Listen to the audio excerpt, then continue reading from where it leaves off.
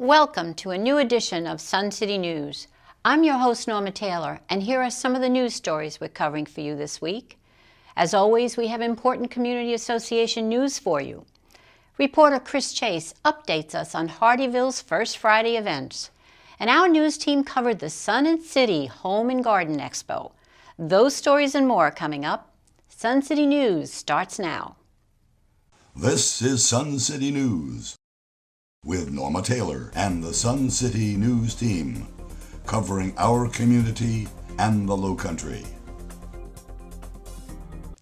The Leadership Development Committee will host a volunteer fair from 11 a.m. to 2 p.m. on Saturday, March 23rd at Pinckney Hall. Residents can learn more about volunteer opportunities inside and outside Sun City and meet representatives from several volunteer organizations. Weekly Tech Help sessions will continue throughout March. Sessions will be available in the mornings only from 9 to 11 a.m. on Fridays, March 8th, March 15th, March 22nd, and March 29th in Pinckney Hall. Appointments are required. Sign up in the seminar binder at Lifestyle Services. Walk-in appointments are not available. The AAM All Access app has been updated to include a current room schedule and the ability to view upcoming room schedules. The update also enhances the app's maintenance request feature. You will now receive email updates about your maintenance request if it's submitted through the AAM All Access app. For more tech news from the association, look for the latest tech update in your email inbox. Moving forward, these emails will be sent as needed as opposed to the bi-weekly schedule. If you aren't receiving tech updates via email, you can subscribe by logging into suncityhiltonhead.org and clicking the opt-in link at the bottom of Resident Central. Now, Daylight Savings Times begins 2 a.m. on Sunday, March 10th. Don't forget to set your clocks ahead by 1 hour. Please note that the AAM customer service line hours will shift to 8:30 a.m. to 8 p.m. Eastern Standard Time, and you can call at 866-516-7424.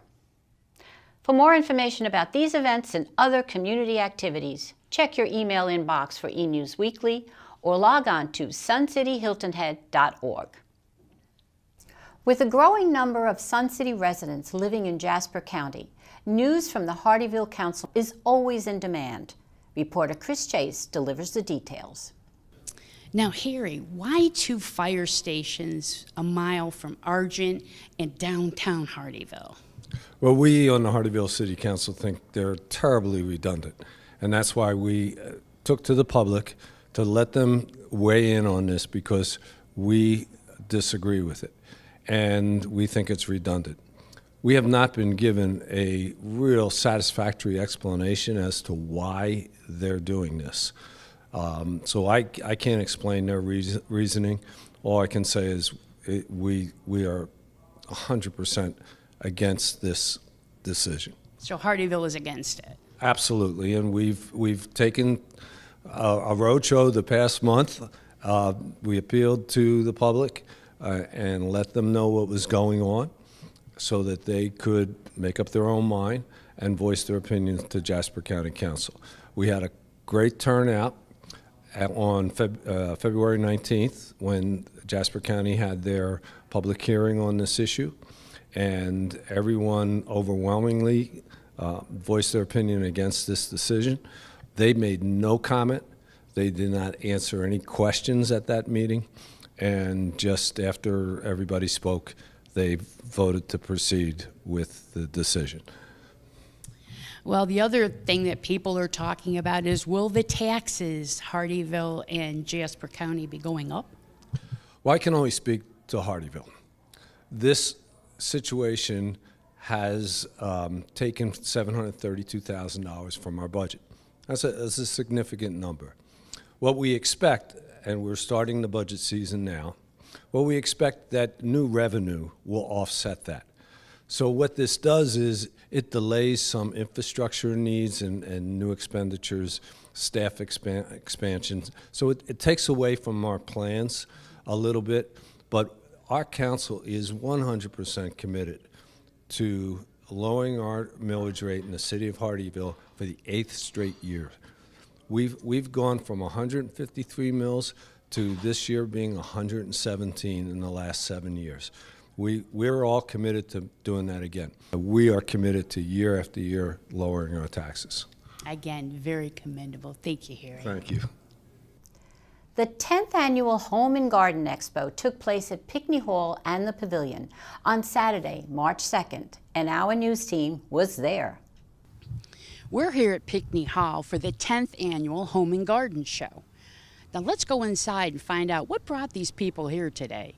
I just wanted to see everything in home decor and improvement that they have here offering in Sun City. I need a new countertop and probably new windows. You'll probably find them here today. I hope so. Well, a couple of things. I've been here for a year, almost a year and a half, and I haven't done anything in my garden yet out front. Done a lot inside, but not outside, and so I know there are a lot of vendors here. You know, I'm always looking for different ideas, and this is the place to find it. There is a wide variety. Oh, yeah, there is. I like to see the fresh flowers. I always like to get new ideas for the pots in front of my house. That's a great idea. Is there anything else that piques your interest here? Well, we just got done with our yard work this morning, and you never know what might interest me. I like to just check around, see what's new, see what new products are out there. It's always got a good show. Well, we moved here about 6 months ago, and so we're looking to do some home improvements to our house, some changes and updates. And in order to do that, we thought we'd come out here and get some ideas about what some of the local companies are, what they have to offer, and some ideas. And there's a lot here. There is a lot here, yes. Well, it seems everybody's finding what they're looking for at the 10th Annual Home and Garden Show. This is Chris Chase for Sun City TV News. When we return, our medical consultant, Dr. Lou Valente, is here with another informative Health Matters report. St. Patrick's Day is around the corner, so reporter Chris Chase is looking into Irish dancing. And Randy Selman interviews the director of the Main Street Youth Theater. We'll be right back after these messages. Just about everyone has experienced bleeding. We need blood clots to save our lives, and at the same time, clots can kill us. Our medical consultant, Dr. Lou Valente, is here to tell us how this all happens. Dr. Lou?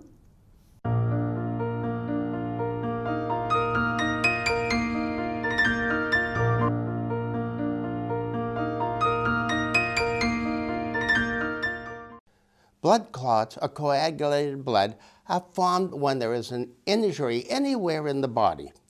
Clots have two functions: to prevent us from bleeding to death and to prevent the entry of bacteria and viruses into our bodies. We can make clots and we can break them down once they've been finished with their work. Unfortunately, some people form clots when they're not needed, and others can't break them down when they're present. There are complex reasons for these conditions. However, clots that form without an obvious wound can travel through the body and stop the blood flow, causing heart attacks, strokes, gangrene, and death. There are three independent systems involved in the formation of clots, and all are aimed at stopping the bleeding. So when and how does the clotting system get activated? There's a sequence of events. First of all, cells in the damaged tissue release a chemical that causes the blood vessels to constrict, and this slows or stops the blood flow. The second, the injured cells release chemicals that cause the platelets to stick together to form a plug in the vessel wall. These same platelets are also release chemicals that cause the bloods to constrict as well. And then there's the third system, which has a short delay. This is a cascade of nearly a dozen steps, including chemical reactions and protein productions, which are required to form a clot. It's comforting to know that there are three backup systems besides Band-Aids to stop the bleeding. Let's talk about anticoagulants. They're drugs that interfere with these systems and prevent the formation of clots. They're also called blood thinners, but they don't thin anything, and they can't break down clots either when they're present. They do it in two different ways. Drugs like aspirin keep the platelets from sticking together, and Coumadin and heparin interfere with the production of the proteins that are required to form the clots. There are many drugs in each of these categories, and the potential is great for unwanted interactions. Like all drugs, anticoagulants may have side effects that can cause serious harm to organs and even death. I'm Dr. Lou Valente for Health Matters. Did you ever feel like doing an Irish jig? Well, reporter Chris Chase met with Rosemary Edge to see how the Irish dancers do it. Where would we be for the St. Paddy's celebration but starting off with the Irish dancers? Now, Rosemary, how did all the Irish dancers get started? Well, actually, they've started here in Sun City many years ago, before I lived here. And when I moved here, I saw that there was the Irish Club, and I saw that there were Irish dancers, and I've been dancing since I was 8 years old. So for me, this was something that was just wonderful to be able to come and make some friends. Now, how many do you have in your, call it a club? Yes, we have 35 paid members, and we probably have anywhere from 15, 18, sometimes 20 people on a Tuesday morning that comes to class, and there's always enough people to be able to dance, and we kind of, just see who's there and how many, and just put together the dances. Now, what are you going to be doing? Are you going to be going anywhere for any performances? We don't have anything planned at the moment other than Rainbow of Rhythm we're doing here in Sun City in April. And right now my team we have 8 dancing in the show, and right now they are practicing. Now, if anybody wanted to have them come maybe for their neighborhood or whatever, would you be available? Sure, we could do that. And who would they contact? You can contact me. Oh yeah, email. You can contact me at rosemaryedge@hargrade.com. Perfect, thank you. Now, speaking of practice, let's go see.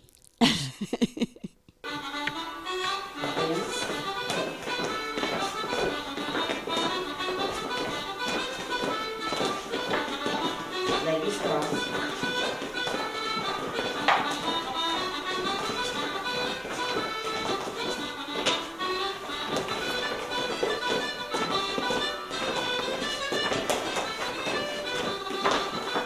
Around the house.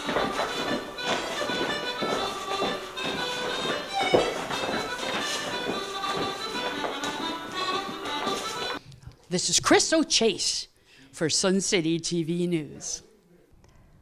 Grant Grace got an early start in the entertainment world. With quite a few plays under his belt, he is now directing Mulan Jr. Reporter Randy Selman discusses the production with him. Mulan Jr. opens at the Main Street Youth Theater on Thursday, February 28th, and runs through Sunday, March 10th.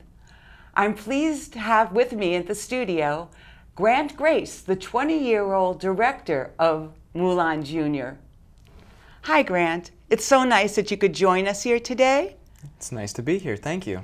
Great. Can you tell us a little bit about Mulan Jr.? Mulan Jr. is a groundbreaking play from Disney. It's about this woman who disguises herself as a man in order to join the Imperial Chinese Army to stop her father from having to serve in the military. It's a play about sacrifice, about love, about family, honor. It's wonderful. It is a wonderful play. Well, besides Mulan Jr., tell us a little bit about yourself.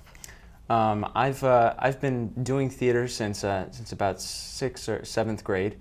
What, of all the roles that you have played, what was your favorite? I would actually say that Quasimodo in The Hunchback of Notre Dame was my favorite role. So what should we expect to see when we go see Mulan Jr.? You're going to see some amazingly talented kids get up there and show you everything that they've got. I mean, it's a show about the kids, and that's what I wanted to make it right from day one. And I think I've succeeded, and the kids are amazing. I mean, they really bring it.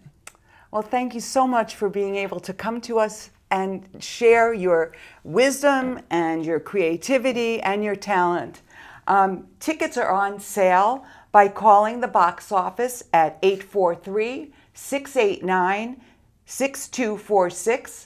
Prices for tickets are $12 for students and $19 for adults. The shows are Thursday through Sunday. Evening shows Thursday, Friday, and Saturday are at 7, and Saturday and Sunday matinees are at 2. There's much more to come on Sun City News. Randy Selman's here with an entertainment report. Our news team checked out the Synchronet show at the Perrysburg Indoor Pool.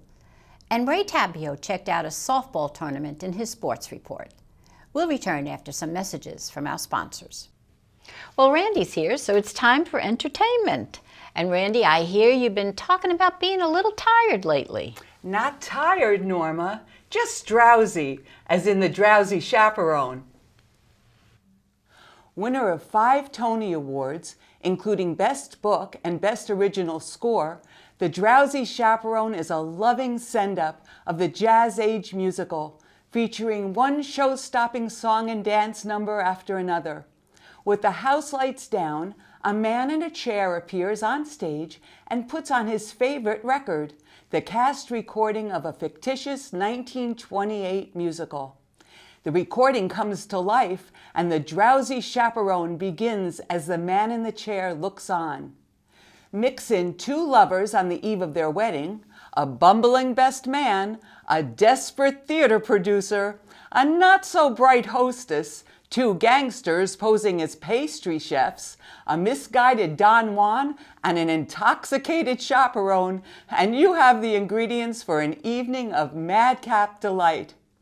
Hailed by New York Magazine as the perfect Broadway musical, The Drowsy Chaperone is a masterful musical, poking fun at all the tropes that characterize the musical theater genre.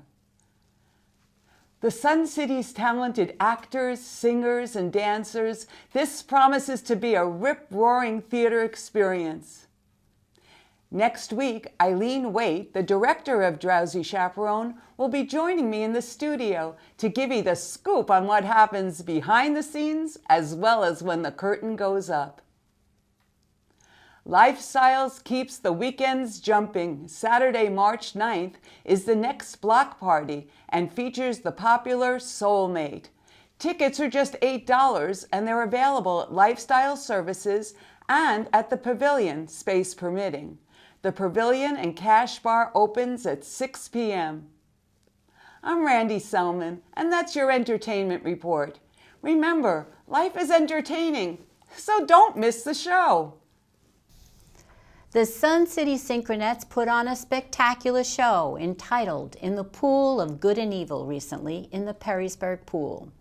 The swimmers performed 11 acts that dazzled the audience with great music, brilliant costumes, and superb routines. It was sheer entertainment from beginning to end. The Wonder Women started out in the opening with geometric figures that tested their powers. We also saw the Green Berets march into the pool and into our hearts. Each number told a different story about heroes and villains, ending with the finale to the music of Raiders of the Lost Ark. But, it must be said, the Oscar went to Mac the Knife's dead body, Jeffrey Emmerich. What form, what grace, what blood. Don't miss the next show. Well, it's time for sports. Ray, in sports, you seem to believe you should do what you love and do it often. Yes, and our softball teams are a wonderful example. It won't be long now before our sports clubs get going with their tournaments. Our softball travel team was the first active league this past week. Our home team has 2-time national champion records under their belt. Here is Rod Norris, manager of the team, to tell you all about the team.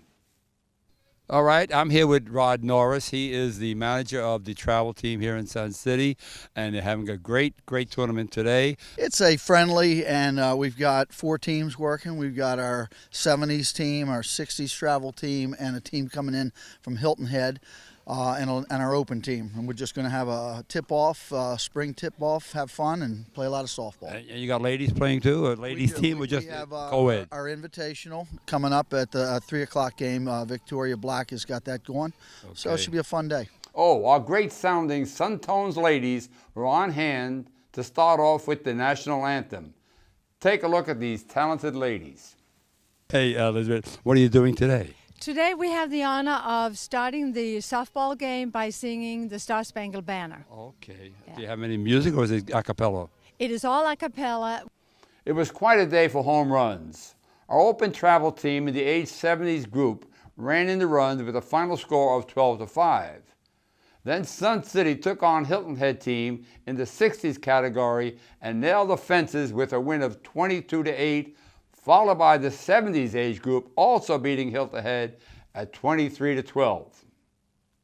Our ladies, not to be outdone, the team Victoria's Secrets, don't ask me how they got that name, won over Queen Victoria team, getting 5 runs in the final inning to win it 5-3. I was completely in awe of the condition of our softball field. It's a beautiful field and the grass was fresh and immaculate. Every Tuesday and Thursday we have league action that begins at 8 a.m. Of course, there's always hot dog day on Tuesdays. Keep an eye on the schedule posted at the ball field and in Sensations. You'll not want to miss the annual game between our gang and the military coming up soon. Well, that's this week's update. These teams just go to show you that you're never too old to have your second childhood right here in Sun City. Ray Tapio for Sun City Sports. Well, that's our show for this week. Thank you for watching. We invite you to check out Sun City TV's weekly program schedule in Sensations magazine. And now check highlights and alerts on Twitter at SunCityTVHHI. Also, email us at suncitytvhh@gmail.com. And make sure you tune in next week to find out all the news that's happening in our community. And in the meantime, I hope your week is full of only good news. For Sun City News, I'm Norma Taylor, and I'll see you next week. Now, to see extended coverage of your favorite news segments, tune in to Extra. Check the current Sensations magazines for daily times.